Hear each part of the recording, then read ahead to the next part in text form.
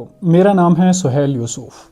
तो हमारी सीरीज़ चल रही थी लाइफ सीरीज़, जिसमें हमने कुछ इम्पॉर्टेंट चीज़ें डिस्कस की थी 30 इयर्स की एज तक। तो आज हम 40 to 50 इयर्स की बात करेंगे। 40 to 50 इयर्स में क्या करना चाहिए। देखिए, चंद एक इम्पॉर्टेंट चीज़ें मैं आपके सामने रखूँगा आज की वीडियो में, जिनमें सबसे पहला कि एसेट बिल्डिंग करनी चाहिए, एक्सपीरियंस हासिल करनी चाहिए। अपने बच्चों को आप कारोबार, नौकरी या बाकी चीज़ें फाइनेंशियल लिटरेसी के बारे में बता देना चाहिए। और साथ ही साथ अगर दीन से दूरी है तो बिल्कुल वापस आना चाहिए, रुजू करना चाहिए, तौबा करना चाहिए। इसके बाद वाला पॉइंट जो है, हमें तबलीग में टाइम देना चाहिए। तबलीग से क्या होगा, एक तो दुनिया घूमने को मिलेगी और दूसरी बात ये कि एक्सपीरियंस आप हासिल कर सकते हैं।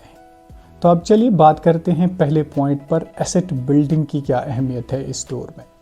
देखिए, बुढ़ापे में अक्सर दोस्तों की ज़रूरत पड़ती है। अगर हमने दोस्त बनाए होंगे, एसेट बनाए होंगे, यानी एसेट्स को अपना दोस्त बनाया होगा, तो हमें आगे वाली लाइफ में शायद कोई प्रॉब्लम नहीं आ सकती है फाइनेंशियल एतबार से। क्योंकि बुढ़ापा एक ऐसा चीज़ है ना, जो इंसान को ना हर एक छोड़ के चला जाता है। इसलिए एसेट्स को अपना दोस्त बनाए और अल्लाह को अपना दोस्त बनाए, और इंसानों को भी दोस्त बना लीजिए, ताकि वो आपको आपकी एंड वाली लाइफ में काम आ सके। नंबर 2 पॉइंट, एक्सपीरियंस हासिल कीजिए। एक्सपीरियंस से क्या होगा कि बहुत ज़्यादा से ज़्यादा चीज़ें सीखने को मिले। तो एक्सपीरियंस के लिए बहुत इम्पॉर्टेंट और बहुत अच्छा चीज़ है तबलीग में जाना। तबलीग में आप एक तो लोगों के साथ मिलोगे, एक तो वहाँ से एक्सपीरियंस हासिल करोगे कि लोग क्या कर रहे हैं, दीन के बारे में भी आपको इन्फॉर्मेशन मिलेगी, और साथ ही साथ आपको दुनिया के बारे में भी लोगों की जानकारी मिलेगी कि लोग कर क्या रहे हैं, कौन सा तिजारत कर रहा है, कौन सा कारोबार कर रहा है, कौन कैसे कमाई करता है, और कौन कैसे दीन की तरफ आता है। तो ये सारी चीज़ें आपको ना एक ही प्लेटफॉर्म पे मिलेंगी। इसलिए मैं रिकमेंड करता हूँ कि तबलीग में जाइए। नंबर 3 पॉइंट है कि अपने बच्चों को ना बाहर निकालिए। इस एज ग्रुप में आपको फिर अपनी लाइफ में बच्चों की ज़रूरत होती है। और बच्चे जो होते हैं ना, अगर आपने बच्चों को ना सिखाया होगा, अपने बच्चों को तरबियत ना की होगी, तो वो बच्चे नाफरमान हो सकते हैं।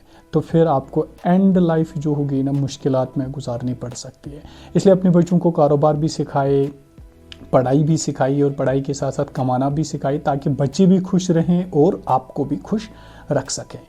और साथ ही साथ एक पॉइंट यहाँ पे मैं ऐड ये भी कर लूँ, जब आप 40 से 50 साल की उम्र को पहुँचोगे, तो इसके बाद वाली ज़िंदगी जो होती है ना, मतलब एक इंसान पड़ जाता है डिपेंडेंट एज ग्रुप में।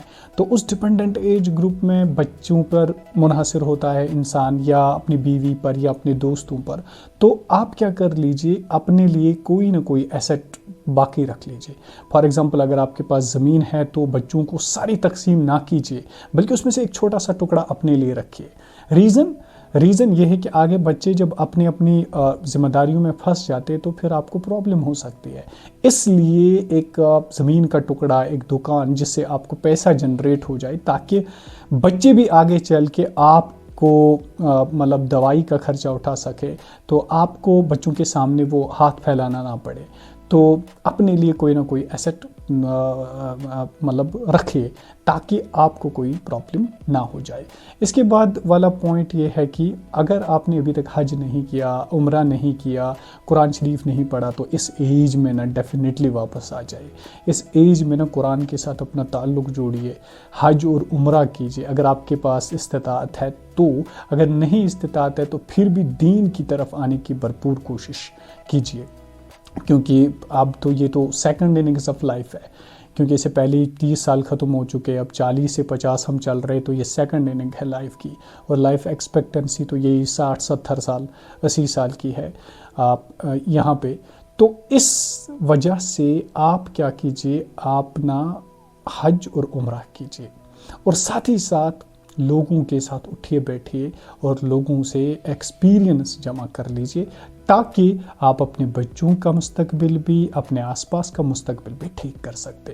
اور آخری کام جو اس لائف میں کرنی چاہیے وہ یہ کہ کوئی ایسا کارنامہ انجام دیجیے۔ اگر آپ پڑھے لکھے ہیں تو کوئی کتاب لکھ لیجیے، تاکہ لوگ آنے والے لوگ آپ کو نا صدقہ جاریہ کے طور پہ یاد کرے، آپ کے لیے دعا کرے، اور آپ کے کام کی وجہ سے آپ کو دعا ملے اور وہ صدقہ جاریہ رہے۔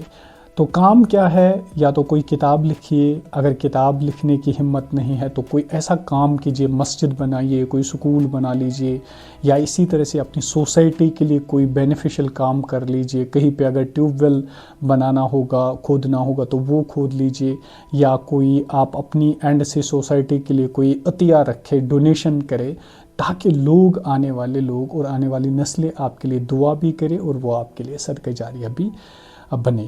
تو بس یہی کچھ امپورٹنٹ پوائنٹس تھے اس 40 to 50 والی لائف میں۔ اور سب سے امپورٹنٹ پوائنٹ جو ہے وہ رجوع اللہ، یعنی اللہ اس کے رسول کی طرف رجوع کرنا، کیونکہ زندگی اب آنے والی زندگی، ختم ہونے والی زندگی ہے، تو اس لیے ان کے ساتھ اپنا رشتہ مضبوط کر لیجیے۔ اور ویسے بھی بڑھاپے میں نا دوستوں کی ضرورت پڑتی ہے، تو سب سے بہترین دوست اللہ ہے جو کسی کو نہیں چھوڑتا ہے۔ تو آخر کار اسی کی طرف لوٹ کر جانا ہے، تو اسے اپنے آپ کو وہ بانڈنگ اور وہ کنیکشن مضبوط کر لیجئے، تاکہ ہمیں اللہ بھی راضی ہو جائے اور دنیا کے لوگ بھی راضی ہو جائے۔